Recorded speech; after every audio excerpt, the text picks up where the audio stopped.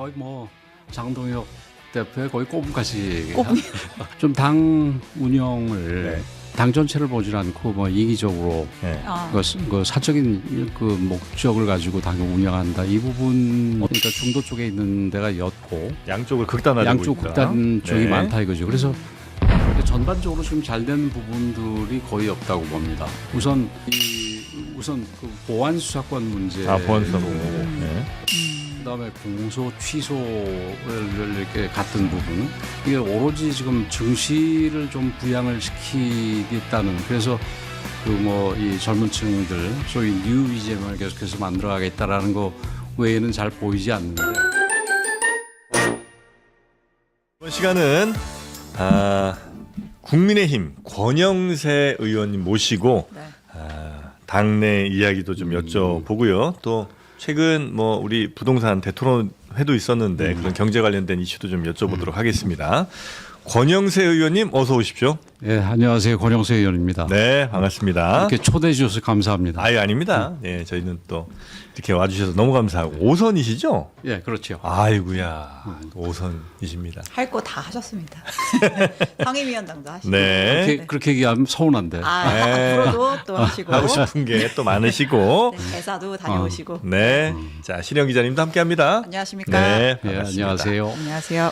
우리 당에 출입을 하셨었나요? 맞습니다. 언제 하셨죠? 제가 그 의원님이 주중대사 끝나고 그럼 내가 좀 복귀하실 쉴 때, 네, 때쯤이구나. 그 사이였고 아마 기억 못 하실 텐데 그 이제 복귀하셔서 용산 처음 다시 나오셨을 때 제가 르뽀하면서 캠프를 쫓아다녔어요. 그때 후보님을 쫓아다녔었습니다. 아, 그래요? 네. 정신없을 때라서. 맞아요, 예. 맞아요. 네. 자, 여러분 오해하고 계신데 저 멱살 잡은 분은 이분이 아니고요.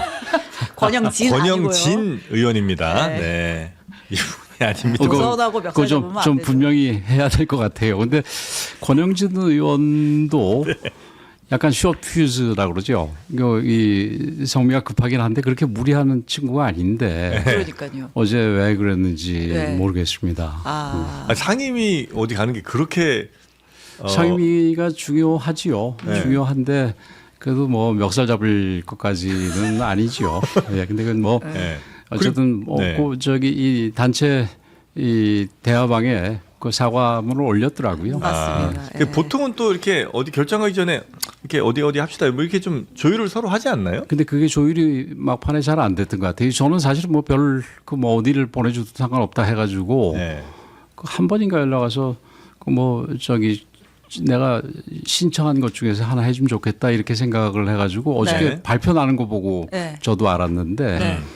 그 이 희망하고 조금 완전히 다를 때는 미리 조율을 하는 거 이 과정이 필요한데 네. 네. 그러지 않았던 것 같아서 그런 점은 좀 아쉬움이 있습니다. 그러나 모든 저걸 그 이유를 막론하고 네. 그렇게 이 폭력적으로 한 거는 이거 잘못된 거죠. 아마 의원님은 권영진 어디- 의원도 반성을 하고 있을 겁니다. 네. 어디 가셨어요 이번에? 외교통일위원회. 또 전문 예. 분야로. 네. 예.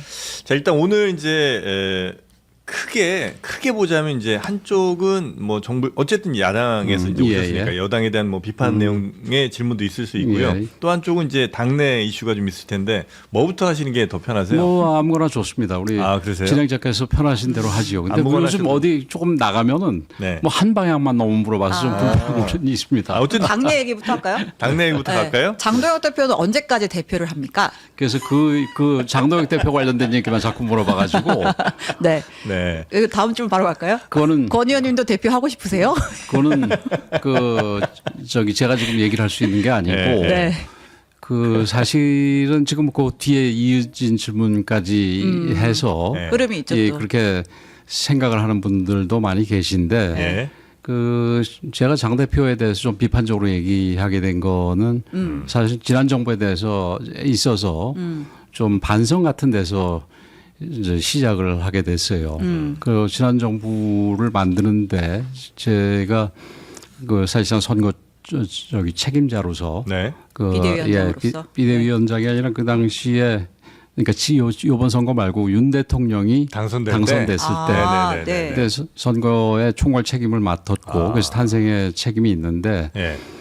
물론 뭐 계엄이라는 거는 뭐 갑자기 생긴 거니까 아무도 예측을 못한 거지만 예. 그때 조금 더 저기 이 필요한 때 목소리를 내고 뭐 잘못할 때 목소리를 좀 더 크게 내고 이렇게 적극적으로 이 관여를 할 걸 하는 아쉬움이 있었습니다. 그래서 네. 이번 데는 그게 뭐가 되기 위해서 뭘 하기 위해서가 아니라 지금 어쨌든 우리가 야당이 된 상황에서 다시 찾아와야 되는데 우리 당이 이렇게 가면 좀 문제가 있다 생각할 될 때는 네. 그거를 그래도 경험이 제일 많은 축에 속하지 않습니까? 제가. 네. 네. 그래서 경험을 그리고 또 특히 제가 5선을 하는 동안에 네. 당에서 여러 가지 어려움을 이 헤쳐나갈 때 예. 지도부에 있었던 때가 많았습니다. 그래서 이런 상황에 대해서 어느 정도 그 경험이 있는 만큼 뭐 제가 말이 다 맞지는 않겠지만 제가 생각할 때 문제가 되는 부분에 대해서는 네. 그게 고쳐지든 안 고쳐지든 어쨌든 분명하게 좀 짚을 필요가 있겠다. 네. 그런 생각에서 이제 제가 좀 목소리를 냈는데 전에 대통령이 잘못 갈 때 그 제대로 목소리 내지 못했던 점 반성 스스로 하시면서 이번에 장동혁 대표 잘못되는 길로 가는 것 같으니 이번에 목소리 좀 내겠다 이런 취지란 말씀이신 그렇죠. 거죠? 사실은 지난 네. 정부에서 제가 좀 걱정을 했던 게 그 R&D 예산을 그 왕창 삭감했던 적이 있었습니다. 네. 근데 그때부터도 그런 식의 어떤 조금 이 독선적이라고 평가될 수 있는 네. 그런 부분에 대해서 이렇게 가면 안 된다라고 얘기를 했어야 되는데 알겠습니다. 그래서 목소리를 낼까 말까 그때도 그랬던 기억이 있습니다. 그래서 내세요. 네. 글쎄요. 근데 안 낸 거 그래서 내야 되겠지요. 네네네. 그럼 장동혁 대표 제일 문제는 뭐예요? 문제점은? 그 좀 당 운영을 네. 당 전체를 보질 않고 뭐 이기적으로 네. 아. 그 사적인 그 목적을 가지고 당을 운영한다 이 부분이 어떤 거죠 그게?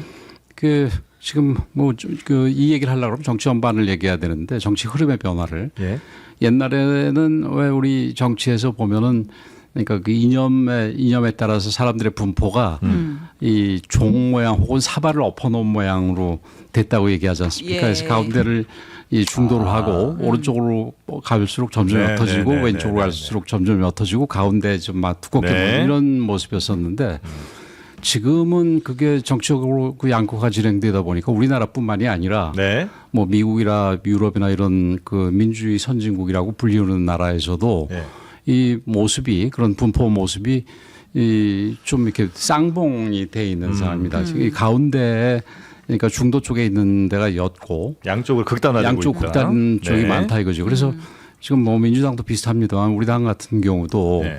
우리 당내에서 무슨 역할을 하거나 당내에서 지지를 받기 위해서는 네. 오른쪽으로 가는 게 유리한 거지요. 네. 근데 어쨌든 우리가 그 이 대선이라든지 이런 데서 큰 선거에서 우리가 그 이기고 정권을 다시 찾아오기 위해서는 오른쪽 왼쪽 극단에 있는 사람만 가지는 안 되고 예. 중간에 있는 사람한테 소구가 돼야 될 거 아니겠습니까? 근데 지금 그런 식으로 가게 될 경우에 이게 뭐 그게 뭐 저는 저 한동훈 그 의원도 마찬가지였다고 보는데 네.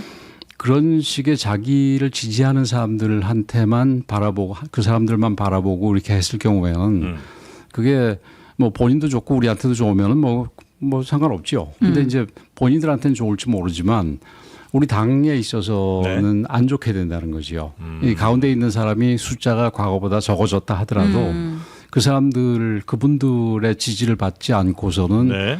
우리가 뭐 정권을 다시 찾아올 수 없다는 거죠. 뭐 최근에 왜 그 정점식 대표하고 장동혁 대표하고 그게 그 국민을 바라봐야 될 거냐 당원을 바라봐야 될 거냐 예. 뭐 이런 저희 논쟁이 지금 불일치가 좀 있었지 않습니까?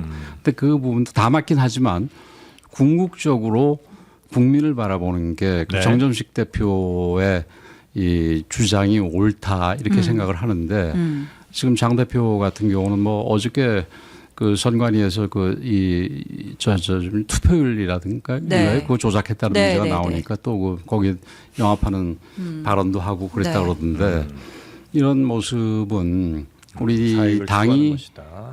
그렇죠. 자기 개인의 이익을 그 얻기 위해서 당의 어떤 그 이해관계에서는 부정적인 영향을 준다 이렇게 생각을 하기 때문에 지적을 네. 하고 있습니다. 뭐 네.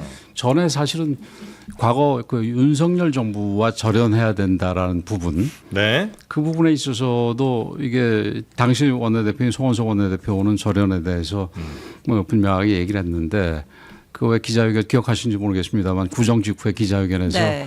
좀 절연에 대해서 애매하게 얘기를 했었지 않습니까? 네. 그래서 그때도 사실은 지적을 했는데 그때는 뭐 지방선거가 코앞에 있는 상황이라서 당내 갈등이 또 추가되는 거는 뭐지 안 좋기 때문에 내부적으로만 문제 제기를 세게 했었는데 이제는 그런 게 아니니까 좀 공개적으로 얘기를 해야죠. 근데 그게 우리 당에서 어떤 정도의 울림이 있고 아까 질문으로 돌아가면 네.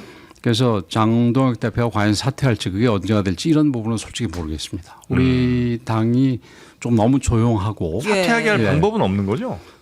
뭐 지금 최고위원들이 다 물러나면 모르겠는데 그거 외에는 본인이 사퇴하려면 없는 거지요. 방법이 없는 예. 거죠. 그래서 이제 뭐 당권파의 입장도 좀 전하면 그 정도로 장동혁이 사퇴해야 한다고 생각한다면 지금 뭐 당권파가 아닌 최고위원들 사퇴해. 직 걸고서 주장을 해. 고장난 라디오처럼 그냥 계속 사퇴하지 말고 이제 그렇죠. 이렇게 반발하는 것 같고 그 이전에 일단 장동혁이라고 하는 건 선출되는 권력이다. 어쨌든 그냥 뭐 비대위원장 앉힌 게 아니라 당원들이 투표를 해가지고 뽑힌 대표인데 그냥 물러나라고 할 수 있느냐 이제 이 얘기를 하시는 것 같고 그다음에 어젠가요 조광환 최고위원 대표적인 당권파잖아요. 그러니까 지금 이제 장동혁 대표를 흔드는 여러 가지 세력들이 있는데 그 중에 하나가 차기 당권을 노리는 사람들인 것 같다. 안철수가 움직이고 이제 권영세가 움직인다라고 하면서 책임 정치를 이야기할 거라면 지난 대선에서 그 대선 후보 세우는 과정에서의 책임부터 져야 되는 거 아니냐 이렇게 또 얘기를 근데 그 하시더라고요. 얘기 아주 잘 해주셨는데 예. 뭐 굳이 안 하려고 그러는데 얘기를 하시니까 네. 나는 저기 조 최고는 거의 뭐 장동혁 대표의 거의 꼬분까지 근데 꼬분이란 말은 좋은 말은 아니지만 이 어쨌든 사용한다면 그렇게 얘기를 하던데 네. 이 지난번 대선 우리 이재명 대통령이 당선된 대선은 애초에 엄청나게 기울어진 운동장이었었습니다.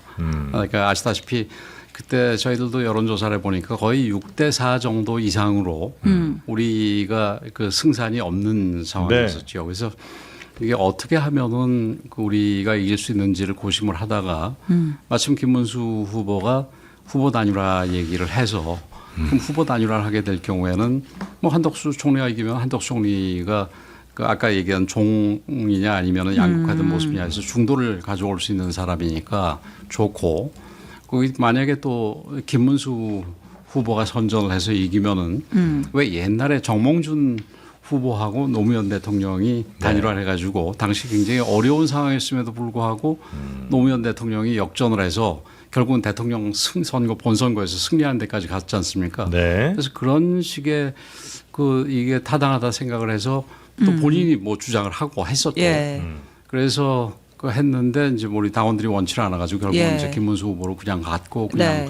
졌고 그랬는데 그 당시로서는 그게 뭐 패배의 원인은 그게 계엄과 탄핵으로 인한 선거 상황 자체지 그거를 뭐 제가 잘못했다 그거는 잘못돼도 한참 잘못되고 이거는 그냥 무슨 음해하기 위한 거지 그거는 옳지 않다고 보지요. 아니 뭐 지난 대선 얘기까지 하면 갈 건 없습니다만 네. 근데 그때 대선은 이기려고 생각을 하시면 안 되는 상황 아니었을까요? 사실은 많은 분들이 그런 생각을 하셨지만 그래도 우리는 당을 이끌어 나가는 사람의 입장에서는 어떻게라도 이겨볼까 하는 생각을 해야 됐었고 그래서 그런 근데 좀 밖에서 볼 땐 기이하긴 했어요. 그렇죠. 당에서 뽑힌 후보가 있는데 밖에 있는 후보를 오히려 지도부에서 적극적으로 데려오면서 또 단일화를 그게 시도하고 사실은 그러니까 왜곡이 절차적인 된 게 정당성이 있나? 왜곡이 네. 된 게 처음에 데리고 올라 그랬는데 본인이 안 해서 우리는 포기를 했죠. 예. 포기를 하고 있는데 김문수 후보가 이 단일화를 하겠다 이렇게 얘기를 하니까 그런데다가 그때 아마 외부적인 사정들도 좀 있었던 것 예, 같아요. 예. 그래서 그 본인이 나서게 된 거지 그 데려와 가지고 후보를 바꿔치기 했다 그거는 네. 있을 수가 없는 얘기죠. 알겠습니다. 혹시 지금 당 대표는 장동혁 대표 말고 어떤 사람이 가장 적합하다고 생각하세요? 그러니까 이름은 아니더라도 그러니까 어떤 사람이 우선 당의 노선과 예. 그 어떤 정체성 측면에서 예. 그 대다수 국민들의 지지를 받을 수 있도록 이 당을 이끌어갈 수 있는 사람 그리고 또 중요한 게 이 당의 어떤 정책 능력 이런 거 네. 문제 해결 능력이겠죠. 지금 우리 당이 사실은 지난 여당 시절에는 뭐 어차피 예. 정부가 주로 이끌어가니까 그렇다 치더라도 네. 야당이 된 후에 물론 여당이 워낙 너무 말도 안 되는 정책들을 밀어붙이는 거에 대해서 반대할 수밖에 없는 입장이기 때문에 제한이 있었지만 우리 스스로 무슨 정책을 낸 거가 없어요. 네. 그리고 지금 현재 상황을 보더라도 여의도 연구소에서 뭐 특별히 없고 그다음에 정책위의장은 지금 공석이 예, 있어요. 예. 지금 한 달이 넘게 가고 있지 않습니까? 그래서 이런 부분에서 우리가 정책 능력을 강화해서 우리가 이 민주당과 달리 지금 어려운 상황, 지금 사실은 지금 내부 싸움 할 때가 아닙니다. 뭐 예. 이 외부의 전쟁, 그 전쟁이 사실은 경제적인 것과 얽혀 있고 또 미국이 그 과거 동맹 관계에 충실했다가 지금은 동맹이라기보다는 약간 거래적인 관계로 동맹들을 상대하고 있지 않습니까? 네. 뭐 유럽의 동맹이든 우리 동맹이든 그렇게 상대하고 있는 상황에서 우리가 이런 어려움을 헤쳐나가기 위해서는 무슨 일을 해야 되는지 이런 부분들이 굉장히 중요한 부분인데 관심들이 조금 딴 데로 흘러가 있습니다만은 네. 우리 당은 그럼에도 불구하고 좀 정신을 차리고 이런 어려움을 헤쳐갈 수 있는 우리 네. 그러니까 이 수권 알겠습니다. 정당이라고 네. 그러죠. 수권이 준비가 된 정당의 모습을 다수의 네. 있다 이거죠. 다수의 지지를 받으면서 정책을 꾸려나갈 그런 능력도 있는 사람이라면 어쨌든 경력도 좀 있는 사람이고 사람들에게 많이 좀 알려진 사람이어야 될 텐데 그런 사람이 당에 지금 있기는 있습니까? 그런 정책 결정 능력 그다음에 다수의 지지를 받을 정도의 인지도도 있고 이런 분들이 이제 구체적으로 뭐 경선이라든가 이게 시작이 된다면은 예. 그거가 뭐 이 검증이 되지 않겠습니까? 뭐 토론회도 있고 뭐 여러 가지 이 본인들이 본인 자기 주장 난 이렇게 네. 하겠다라는 거를 내세우면서 거기에 대한 검증들이 있고 그 결과가 뭐 지지율로 나타날 테니까 후보들 가운데 예비 지금 뭐 당연히 아직 아니지만 지금은 그러니까 전당대회 없지만, 얘기를 하는 거는 조금 너무 일른 그 것 같아요. 이르죠. 네, 근데 네. 만약에 그 중에 마음속에 혹시 그래도 한동훈 뭐 이런 분도 나중에 우리 당을 이끌 사람 중에 한 명일 수 있겠다 이런 생각은 하세요? 아니면 그 사람은 뭐 안 돼요? 한동훈 그 의원은 뭐 지금 우리 당 사람이 아니고 아니죠. 그다음에 우리 당의 어떤 그 입당이 되기 위해서는 복당이 되기 위해서는 예. 지금 뭐 당도 그렇고 본인도 그렇고 주변에 있는 사람들도 그렇고 조금 시간이 필요하다고 보여지고 전제 조건도 좀 있다고 그러지 않습니까? 뭐 저도 얘기를 합니다만은 네. 당원 게시판 문제라든지 그다음에 거기도 마찬가지로 지금 그 이 본인이 이 본인의 어떤 그 서사를 위해서 우리 당을 희생시켰다는 비판도 많이 있지 않습니까? 예를 들어서 그 뭐 계엄과 탄핵 과정에서 네. 네. 우선 계엄과 관련해서 그 지금 추경호 대표하고 관련된 부분인데 이 본인은 무슨 국회로 다 소집을 했는데 네. 추경호 대표가 굳이 무슨 당사를 얘기해서 네. 네. 뭐 직접적으로 얘기는 안 했지만 마치 추경호 대표나 당의 다른 사람들은 이 계엄 해제를 좀 방해하려는 네. 듯한 그 태도였다라고 네. 그런 뉘앙스를 줌으로써 오히려 추경호 대표가 어려움에 처하고 우리 당도 네. 어려움에 처하게 만든 부분도 있고 그다음에 이 탄핵과 관련해서도 그러니까 지금 그 계엄이라는 게 이게 불법 계엄이 어느 정도 이제 드러나기 시작했을 때 이게 탄핵으로 가는 거가 피할 수 없다고는 대부분의 사람들이 생각을 했지만 네. 아직까지 그게 확인하는 절차가 아무것도 진행되지 않았고 그다음에 그 탄핵 소추안 자체도 뭐 내란이 들어갔다가 빠졌다가 뭐 어설프게 된 거고 네. 그 네. 근거도 뭐 언론 기사 30장인가요? 그거 가지고 했다는 거 아니겠어요? 네. 그래서 그거는 좀 너무 성급하다고 거의 우리 당 대부분이 얘기했는데 그래요? 그 끌고 갔던 부분 조기 탄핵으로 그 이게 계엄 10일 만에 탄핵 소추로 끌고 갔던 이런 부분들에 대해서는 그 당내 여론이 안 좋아요. 안 좋지요. 그래요? 근데 이런 얘기를 들으면 아직도 국민의힘은 윤석열의 강을 넘지 못한 것 같아요. 그때 사근이 아직도 너무 감정적으로 많이 남아있는 것 같다는 생각이 윤석열 좀 강이라기보다 들어요. 탄핵에 대한 네.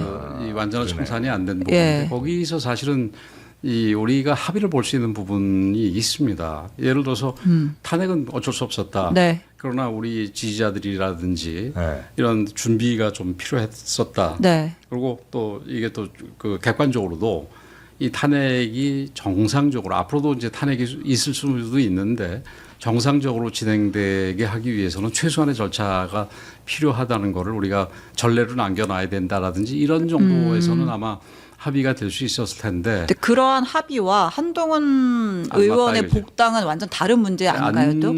안 맞은 부분도 있고 그런 네. 식의 어떤 그 모습을 계속해서 보일 가능성이 있다면은 심리적인 저항이 있다. 그렇죠. 볼 가능성이 있다면은 네네네. 우리 당의 이론으로 받아들이는 거는 알겠습니다. 좀 문제가 있지 않겠냐 하는 유보적인 얘기가 당연히 많이 있을 수밖에 없지요. 그 당원 게시판을 좀 정리해야 한다는 거는 어떤 의미세요? 일단 어쨌든 징계를 받은 거잖아요.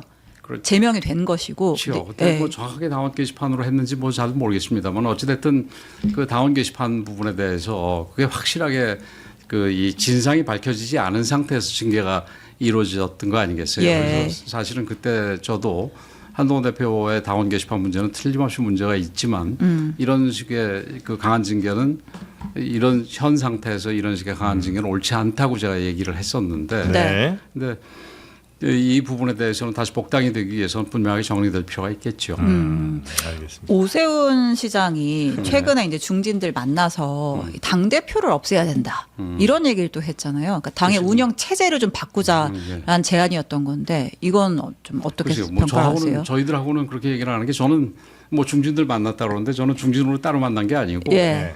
그 서울 지역의 국회의원들 뭐 몇 안 되니까 근데 뭐 다 오진 않았지만 그래서 뭐 초선 의원도 있었고 여러 의원이 있었는데 그 당시에는 그렇게 조금 이 뭐랄까요 좀 딱딱한 문제들은 별로 없었고 그 당 대표 문제라든지 당 체질 개선 부분은 아마 그 뒤에 개인적으로 사람들 만나서 얘기한 것 같아요. 윤상현 의원은 아마 만나서 틀림없이 얘기한 것 같습니다. 본인이 받아주신 것 얘기했다 같고. 그러니까. 예. 네.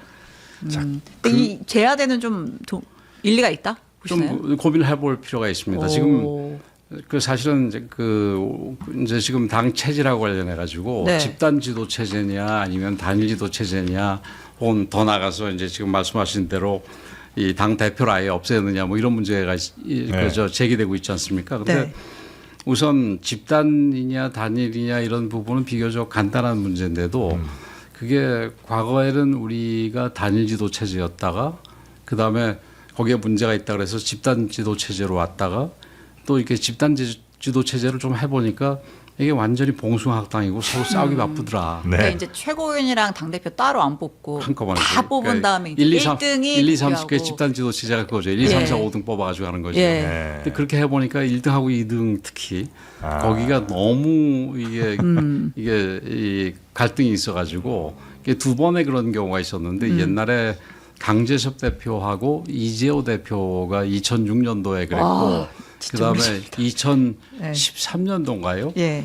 이 김무성 대표하고 서청원 전 대표가 1, 2등을 했을 때 거기도 또 그때 시끄러웠죠. 예, 시끄러웠죠. 그러다 보니까 이게 집단 지도 체제에는 문제가 있다.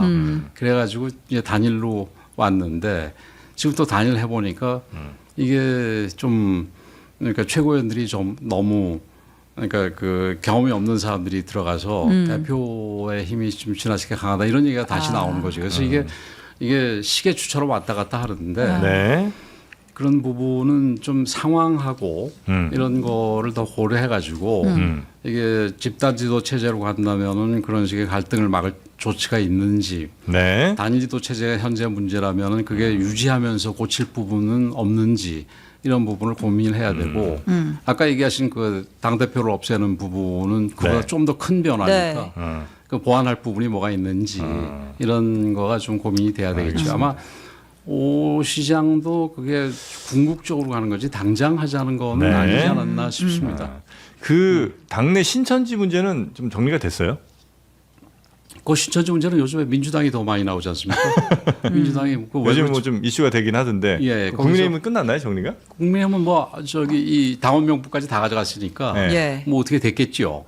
예, 그러세요? 그 경찰 수사 중이다. 그 다 가지고 와서 수사하고 있는데 뭐 수사할 거리가 있었으면 나왔으면 벌써 얘기 나오지 않았겠습니까? 근데 이제 민주당은 그때 안 가져갔으니까 네. 그 지금 김민석 그 전 총리가 그걸 예. 강하게 주장을 하더라고요. 예. 그래서 정청래 의원을 겨냥한 거로 보이는데 네.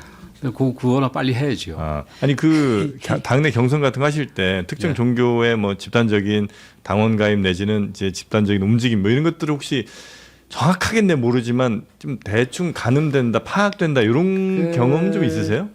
그 뭐 최근에 불거졌죠. 그리고 그러니까 지난번 말고 그 지난번 22년 경선 때 예. 아마 홍준표 네, 시장 맞습니다. 그때 좀 예. 그때는 앙금이 그때 있죠. 네.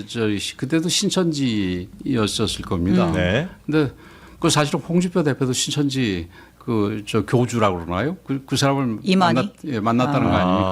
아. 근데 이제 그 자기는 안 도와주고 아마 상대편 방을 도와줬다고 생각을 하는 모양이죠. 네, 그렇게 물론 주장하고 계시죠. 예, 예. 네. 그 졌으니까 그런지 모르지만 그래서 그때부터 얘기가 좀 나왔는데 네. 그 전에는 그냥 선거했다 그러면은 모든 종교를 다 쫓아가지요.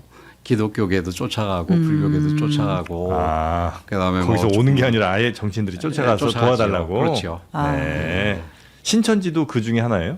근데 그 신천지는 뭐 저는 있는지도 잘 몰랐는데 그 아마 신도가 특히 영남 쪽에 좀 많이 있으니까. 많이 있는 것 같고 그래서 당시에서는 그런 게 있었던 모양입니다. 당시에 이제 경선 과정에서 신천지 신도 10만 명이 이제 몰려와서 집단 가입해 윤석열을 밀었다. 뭐 그런 게 이런 이제 얘기였죠. 홍준표 시장의 네. 전 시장의 주장이죠. 네. 네. 좀 어, 튀는 얘기 하나 네. 그냥 여쭤보려고. 오선 중진 의원이시고 선거를 너무 많이 치러보셨으니까 민주당 당대표 누가 될 것 같으세요? 그 뭐 우리 당 대표도 잘 모르겠는데 그 어쨌든 뭐 지금 그냥 언론을 통해서 본 바에 의하면은 네. 그 이재명 대통령하고 약간 이 반대 측에 서 있는 정청래 그 전 대표가 네. 통상적으로는 지금 집권 1년 남짓 된 상태니까 거기는 뭐 얘기가 안 돼야 되는데 예. 그 민주당 강성 당원들이 여기서도 또 다시 이제 양극화 얘기가 나오는데 강성 당원들이 그러니까 정청래 전 대표 측을 네. 그 조금 지원한다 이런 얘기가 들리고 그래서 최근에 뭐 여론조사상으로 당원들 경우는 어떤지 모르겠습니다만은 그냥 지지층 상대로 한 여론조사에서는 정청래 후보가 제법 이기는 상황이라서 네. 지금은 조금 안개 속이다. 그러면 네. 8월 17일이니까 아직 시간이 많이 남았잖아요. 근데 맞습니죠? KSOI 조사에서는 예. 정청래 대표가 전체 이제 일반 유권자로 봤을 때 조금 앞섰는데 당 지지층으로 또 따져보니까 국민의힘 지지층들이 또 정청래 대표를 많이 지지하더라고요. 그 이유가 뭐라고 분석하시나요? 그게 아무래도 뭐 그 이재명 대통령하고 좀 각을 세우니까. 각을 세우는 부분이니까 평소에 정청래 대표를 좋아하지 당연히 않겠지만 지금 상황에서는 그럴 수가 있지 않겠나 이렇게 생각이 되는데 다른 여론조사상으로는 그렇게 일반적인 거 말고 네. 그러니까 민주당 지지층 네. 당원이 아니라 지지층만을 놓고 분석을 할 때도 정청래 대표 뭐 조사 따라 좀 다르긴 네. 합니다만. 네. 전반적으로 좀 앞서는 이게 쪽으로 나온 몇 것 가지 현상들이 다 공존하는 것 같아요. 예. 강성 지지층의 지지도 받고 또 이제 일종의 역선택 지지도 약간 받는 것 같기도 하고. 근데 이제 저기 민주당 지지자만 놓고 봤을 때는 그게 역선택은 아니라고 봐야 되겠죠. 표면적으로는. 의원님, 그러니까 국민의힘 야당 입장에서 볼 때는 어떤 당 대표가 그래도 조금 더 대화하기에 아니면 뭐 좀 상대하기에 더 유리하다 내지는 더 편하다. 누구가 더 그렇습니까? 뭐 대화는 주로 원내대표들끼리 하고 하지 당 대표들끼리는 뭐 많이 대화를 안 하니까 아무래도 이재명 대통령하고 각을 세우는 사람이 되는 게 좋지 않겠어요. 그래서 아마 우리 지지자들이 국민의힘 지지자들이 그러니까 이 정청래 후보 쪽을 지지하는 네. 그런 여론조사 결과를 보인다는 것도 아마 그런 취지 아니겠나 생각을 합니다. 알겠습니다. 그 어쨌든 또 힘들게 모셨으니까 네. 또 여당 정부 또 비판하실 시간을 좀 드려야 될 것 같아서 지금 정부나 여당이 제일 잘못하고 있는 건 뭐라고 보세요? 뭐 예를 들면 지금 뭐 어제 있었던 부동산 토론 혹은 뭐 ETF 사태 뭐 등등 여러 가지 좀 있으실 거 아니에요? 공격 포인트 같은 게 예. 어디가 제일 좀 문제입니까? 그 지금 유시빈 이 작가라고 부르죠 요즘에. 예. 예. 거기에 의하면은 지금 뭐 뭐든지 좀 잘못됐다 이렇게 하면은 필패다 뭐 이렇게 얘기를 하지 않습니까? 전반적으로 지금 잘 되는 부분들이 거의 없다고 봅니다. 우선 정치적으로도 이게 과거에 다수당으로서 야당 시절에 지나치게 몰아붙였던 그 행태가 전혀 그 고쳐지지를 않고 있죠. 그래서 이재명 대통령이 됐으면은 이제는 국민들을 전체 국민이 네. 그 사람의 국민이 돼야 되는데 여전히 이 자기를 지지하는 사람들만 국민을 보고 우리 사회라고 얘기할 때도 그 뭐 좌파 진보 진영만 우리 사회라고 생각을 하는 것 같아요. 그리고 이제 구체적으로 보면은 이 우선 그 보안 수사권 문제, 보안 수사권 문제. 네. 그러니까 검찰 해체 부분이라든지 예. 또 그런 부분들에서도 다 문제가 있었고 그 보안 수사권에서도 물론 그 이재명 대통령은 뭐 약간은 남겨놔야 된다 이렇게 얘기를 하지만 그 보안 수사권 자체는 그거 인정을 해봐야 검사가 뭐 새롭게 그걸 가지고 그 전면적으로 과거로 되돌아가듯이 수사를 할 수 있는 것도 아니고 네. 우리 국민들이 경찰에만 맡겨놨을 때 문제가 되는 거를 최소한의 견제 장치로서 보안 수사권을 줘야 된다라는 게 국민들 일반 국민들 대다수의 의견이잖아요. 네. 근데 그것도 역행하는 거고 그다음에 공소 취소를 이렇게 같은 부분 이런 부분 본인의 사건에 대해서 공소 취소가 뭐 맞는 식으로 계속해서 몰고 나가는 거는 그건 뭐 대단히 잘못됐다고 보고 그다음에 지금 이제 외교적으로 보더라도 한미 관계가 그 얼마 전에 강경화 그 대사가 급거 귀국을 했었지 않습니까? 예. 쿠팡 갖고 왔죠. 예, 쿠팡도 있지만 그 쿠팡은 드러난 그 현상에 예. 불구하고 거기 숨어 있는 부분이 많다고 생각이 됩니다. 사실은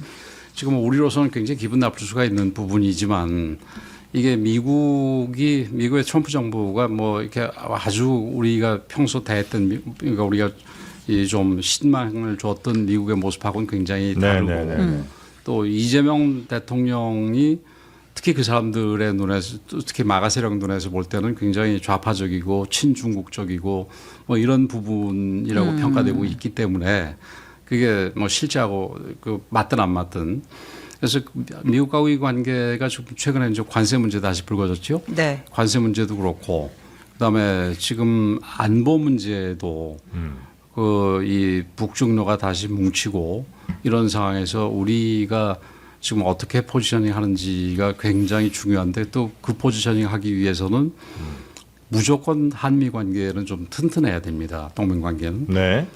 그래야지 우리가 심지어 중국 쪽에 접근하더라도 오해를 받지 않고 그 미국하고 오해를 받거나 뭐 또 경우에 따라서 퍼리시다 이가 증거를 받지 않고 네. 우리가 할 수 있는 거 아니겠습니까? 그래서 그런 부분에서 더욱더 긴밀해야 되는데 그러지 못하고 있는 부분. 아, 지금 한미 관계가 그렇게 긴밀하지 않다고 보시는 거군요. 예, 긴밀하지 않다고 보죠. 그런데 지금 처음에 예상했던 것보다는 많은 사람들이 그래도 조금 낫다고 보는데 네. 지금 최근에 다시 이 강경화 대사가 다시 오고 네. 그 이 트럼프 발언 중에서 우리에 대해서 노골적으로 비난하는 게 몇 번 있었지 않습니까? 네. 그리고 이 이제 관세 문제에서도 우리가 아직까지 확실한 혜택을 받고 있다고 볼 수가 없고 이번에도 보면은 유럽 쪽은 한 10% 정도가 되는데 조정해서 우리는 12.5%로 잠정적으로 돼 있지 않습니까? 네. 이런 부분들은 우리 경제에 특히 자동차나 이런 부분에 타격을 줄 텐데 이런 부분들은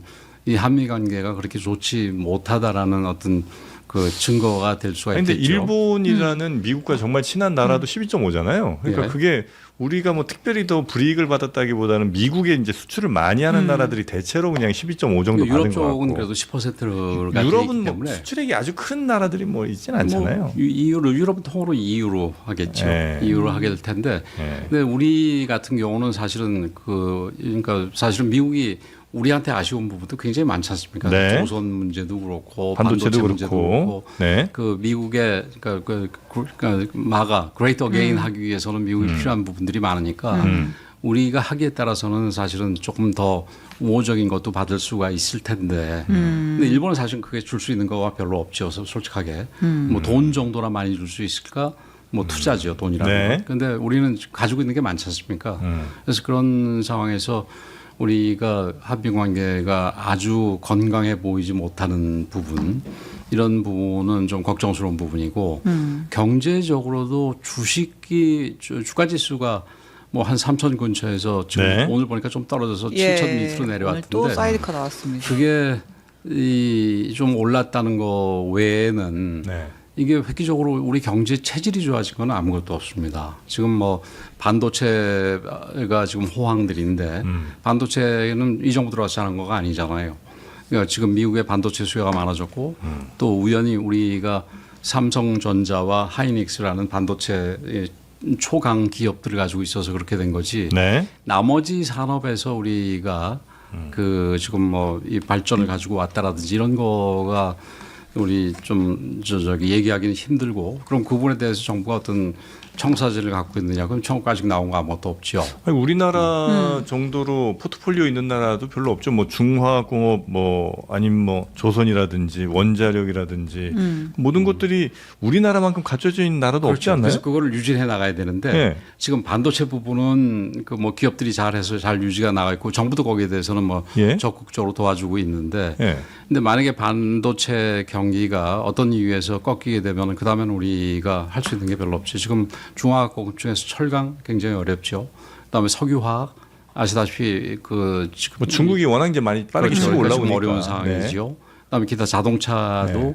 쉽지 않은 상황이고 그거는 이제 관세 문제랑 주로 영향을 받겠죠. 네. 이런 상황에서 그러면 이 정부는 어떤 보관을 갖고 있는지는 지금 아무것도 없는 걸로 볼 때 이런 부분에서는 좀 문제가 있다는 거고 이게 오로지 지금 증시를 좀 부양을 시키겠다는 그래서 그 뭐 이 젊은 층들 소위 뉴 이재명을 계속해서 만들어가겠다라는 거 외에는 잘 보이지 않는데 그러다 보니까 이 마음이 급해가지고 단일 종목 레버리지 ETF 네. 그거를 만들어냈는데 그 우리나라 같은 증시 구조에서 삼성전자와 하이닉스가 엄청나게 그 네. 큰 영향을 갖고 있는 상태에서 단일 종목 레버리지를 했더니만 그게 불과 이제 한 몇 주 만에 5월 말에 시작을 해가지고 네, 지금 네, 7월 네. 말 아닙니까? 이제 2달도 안 된 기간에 문제가 생겨가지고 지금 네. 다시 고치고 있지 않습니까? 네. 13조 들어갔다는 예, 거죠. 그게 예. 증시의 전체 뭐 본인들은 그 정책 결정자들은 뭐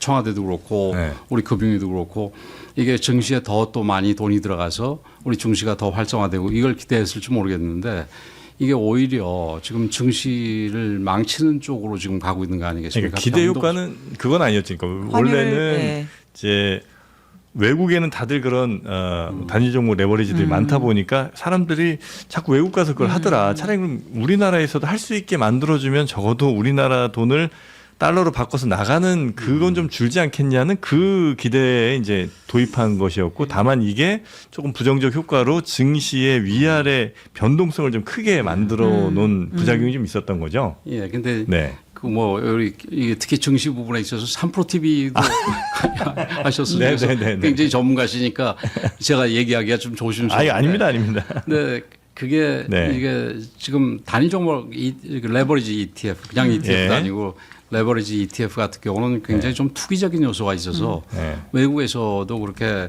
그 추천하는 거는 아니라고 하더라고요. 근데 이제 더군다나 이게 이 삼성전자나 하이닉스 같은 경우는 네. 미국 시장에서 아마존이나 뭐 테슬라 같은 거하고 비중이 전혀 다르지 않습니까? 예. 우리 같은 경우는 거의 절반 가까이 절반이죠. 예. 절반 가까이 차지하고 있기 때문에 네. 이 레버리지로 인해서 삼성전자나 SK의 주가가 흔들리게 되면 우리 증시 전체가 흔들리고 그래서 그런 부분에서 우리 경제에도 큰 영향을 줄 수가 있고 또 안 그래도 지금 삼성전자나 하이닉스가 거의 절반에 가까운 그 이 시가총액을 가지고 있는데 이 돈들이 삼성전자하고 SK만 몰리게 되니까 다른 종목의 주식들 같은 경우는 거의 고사하게 되는 거죠. 안 그래도 지금 쉽지 않은 상황에서. 근데 이런 부분들을 이게 그 뭐 안 그래도 미국 나가서 저 살 걸 우리나라에서 하자.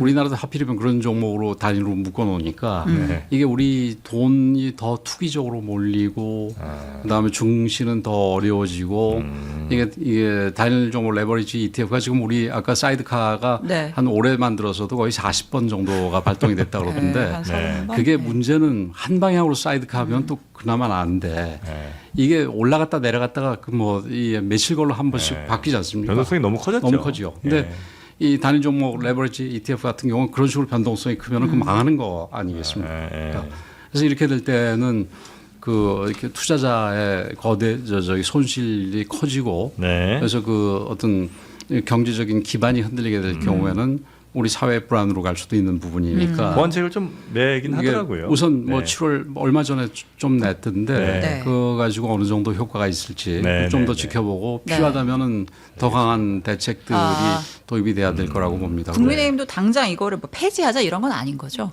우리도 뭐 준비를 하고 있는데 단종목 레버리지는 저는 없애야 한다고 보세요. 없애는 게 맞지 않나 이렇게 생각이 돼요. 지금 우리 같은 경우는 뭐 예를 들어서 원래 ETF 같이 좀 여러 가지를 바구니에 넣어서 하는 그 지수 네. ETF 같은 경우는 뭐 좀 괜찮은데 네. 근데 이거는 좀 문제가 있지 않나 이렇게 보고 또 현재 상장된 거 없애기는 쉽지 않을 텐데요. 그러니까. 글쎄 말이에요. 예. 그러니까 뭐 페이드아웃 해야 되겠죠. 알겠습니다. 그리고 뭐 추가적인 것을 좀 제한하고 이러는 거는 이미 조치가 나온 걸로 제가 네. 네, 기억하는데 알겠습니다. 그런 부분. 그다음에 부동산 문제도 참 어저께 저도 보다 말다 했는데 하도 길게 해가지고 그것만 볼 수가 네. 없었어요. 그러니까 네. 어제 한 3시간 했다 그러더라고요. 네, 맞습니다. 근데 이게 보면서 결국은 우선 이 대통령이 얘기하는 거하고 실제 나올 거가 다 맞나 싶기도 하고 예. 그다음에 과거에 그 진보 정권에서 했던 뭐 예를 들어서 원자력